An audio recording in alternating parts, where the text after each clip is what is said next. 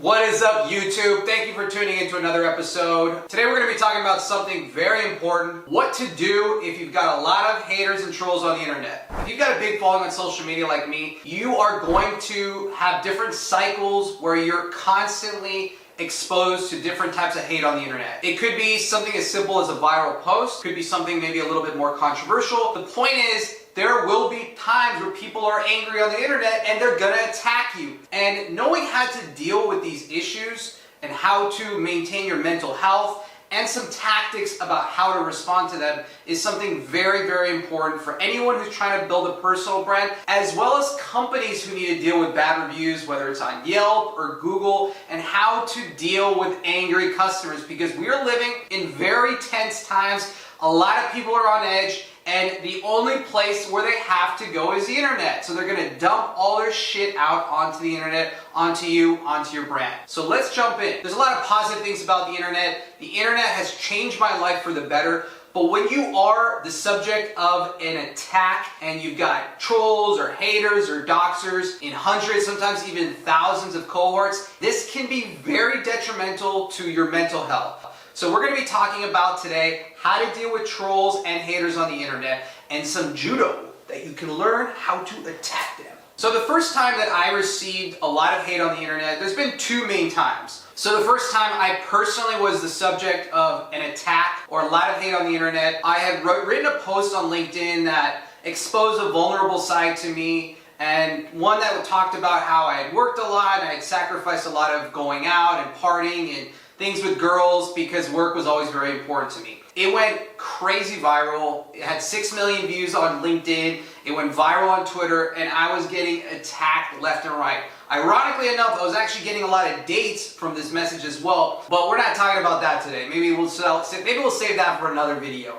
But the attacks and the hate and the messages and the trolls was absolutely crazy. Now, there are a couple ways you can deal with this. Number one is, you got to learn how to become a stoic on the internet if you are willing to put yourself out there and you want to get views. It's part of the game. You have to learn how to deal with it. The first thing that I did was I took a step back. I talked to people that are important in my life, mentors, teachers, asked them, should I respond? Should I engage? And it was around that time, which was about 2016, 2017, I started to learn tools of how to deal with some of this hate. So first and foremost is I never delete the post, ever. You don't want to become a politician. Whether we love him or hate him, Donald Trump does not delete tweets. He does this intentionally because he knows his adversaries and his opponents in the political arena are going to delete. They're going to try to censor. He takes the opposite approach. If anything, he overwhelms people with data and information and is constantly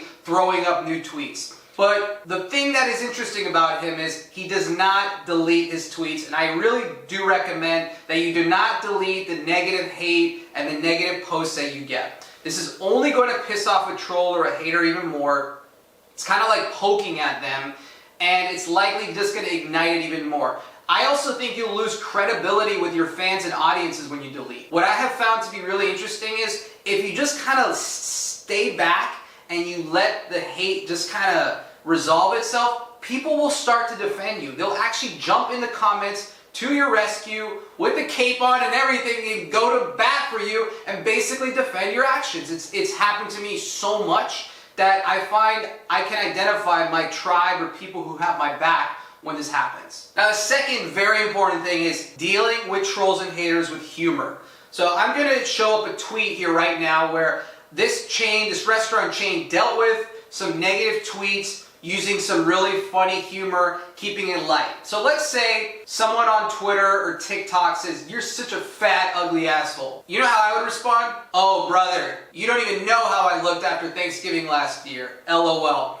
If you defuse the bomb and you basically remove their power by creating a little bit more of a lighthearted, humorous environment, they don't have room to come up with a counterattack. They're completely confused. What they're likely to do is just move on to their next target. They're not going to even want to fuck with you anymore. Now, why I also like this strategy is because it shows your audience that you don't give a shit about the haters. Whenever I see people jumping in the comments, attacking, going on offense, saying fuck you to this troll, I immediately lose credibility for that celebrity or influencer. I look at them like, what an emotional basket case. Like, you're the one putting yourself on Instagram getting 20 million views. If you can't take the haters, you shouldn't be in the game. Very simple. Now, the third thing that I subscribe to the most is find ways you can agree with your hater on something. Let's look at a couple of LinkedIn messages and tweets where this has happened. Now, what I do is, let's say the LinkedIn message is, Ben, you're a dumbass douche and data is a currency, but you're wrong and you don't know jack shit. How I would respond to that is finding something we can at least agree on. Hey, John, I agree with you. Data is currency, but I just want to remind you that you're not obligated to agree with anything I say. So let's look at an example of how to find something you can both agree on. To also diffuse the situation, or I diffuse the bomber or attacker or cyber terrorist. So what I do is, let's say somebody attacks one of my posts, and I'm going to show you an example. They basically go on a rant and they call me a bunch of names and call me a douche and call me an asshole, but there's something there that I can agree with.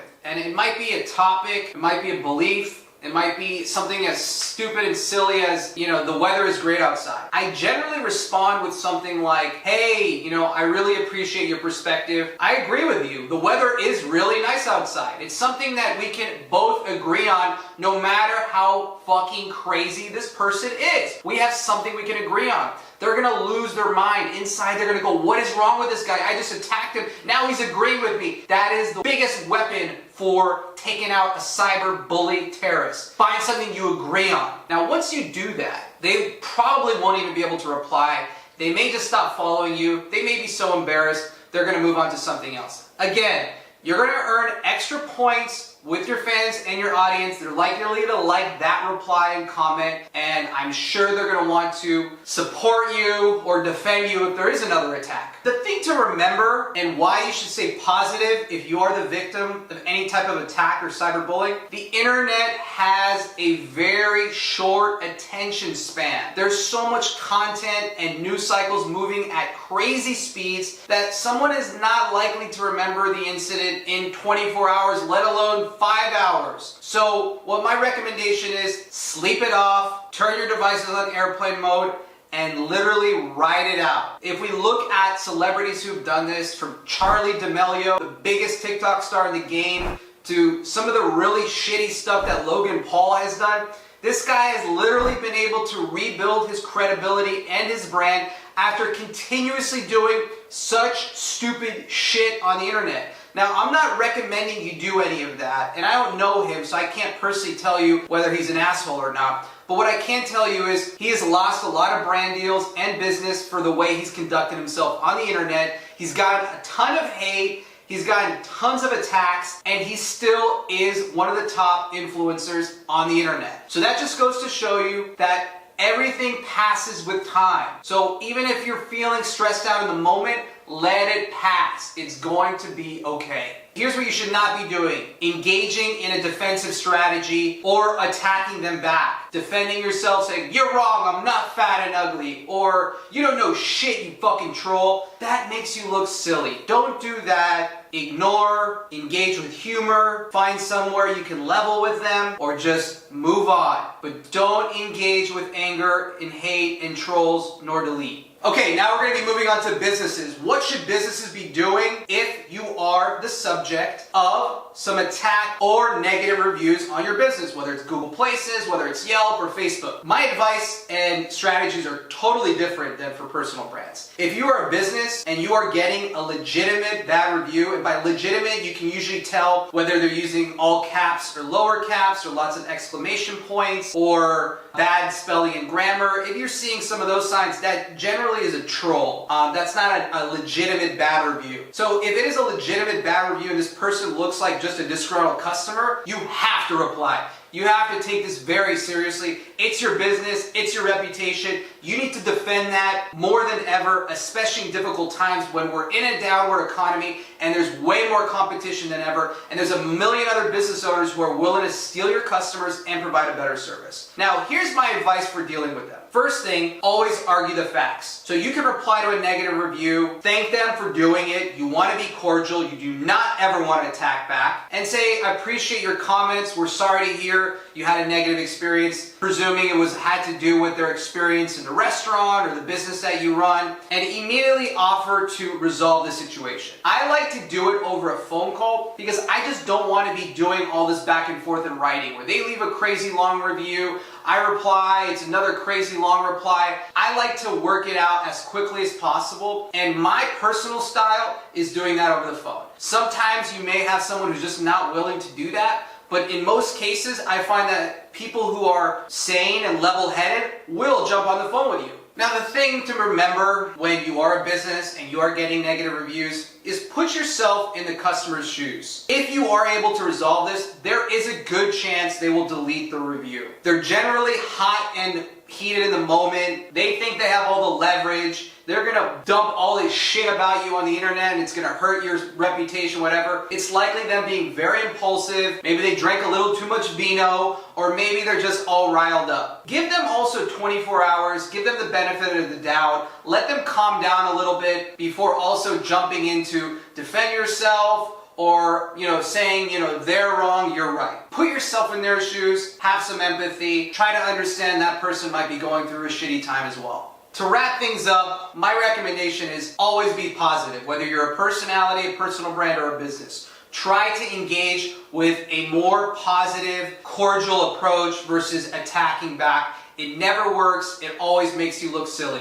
It's important you do this for your mental health. It's important to have a strong foot on the ground when you do get attacked, and you also have a strategy how to deal with it. Remember, it doesn't have to be right now. You don't have to reply that very moment. It's okay to turn off your devices, go on airplane mode, and deal with some of the haters tomorrow. There's no rule book or playbook that says you have to engage right now. And I think most of the time when I've seen celebrities or influencers make missteps, it's usually they were also very emotional, they were hot and bothered in the moment, they wrote that stupid tweet, they wrote that bad negative comment. So just let it breathe. Let it breathe and let your emotions calm down, then engage neutral. Now, as for the cyber bullies out there, you know who you are, and I don't like you guys. I was the victim of a lot of physical bullying in my lifetime, especially when I was younger, and I know how shitty that feels for people, and it really leaves a lot of emotional scars on all of us. To all the cyber bullies out there, put your energy in somewhere else. It's not worth it. It's gonna do nothing for you in the long run. And a lot of the people who are likely to implement my tactics and strategies, they're not gonna ignite you anymore anyway. So we're gonna marginalize you to the point where you don't even exist on the internet. Now, if you are the victim of cyberbullying or you've been attacked with any hate on the internet, comment below. I'd love to help you or understand where you're at on your journey. Please like, comment, share, and subscribe. Thank you for tuning in.